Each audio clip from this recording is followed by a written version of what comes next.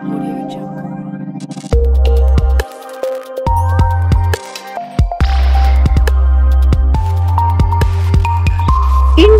TV9 news Maharashtra. सामान्य नागरिकांना दमदाटी व मारहाण करून दहशत निर्माण करणे, घातक शस्त्र जवळ बाळगून मारहाण करणे असे गुन्हे दाखल असलेल्या नबीलाल रजाक शेख वय 25 या तरुणास पोलीस आयुक्तालयाच्या हद्दीतून 2 वर्षांकरता तडीपार करण्यात आले असल्याची माहिती जनसंपर्क कक्षातून देण्यात आली। शेळगी मित्रनगर येथील रहिवासी नबीलाल शेख याच्या विरुद्ध सन 2020, 2021, 2024 आणि 2025 या कालावधीत नमूद गंभीर गुन्हे दाखल असल्याचे पोलिसांचे म्हणणे आहे। जोडगाव विपेट पोलीस ठाण्याकडून त्याच्या तडीपारीचा प्रस्ताव पोलीस उपायुक्त परिमंडळ यांच्याकडे आला होता।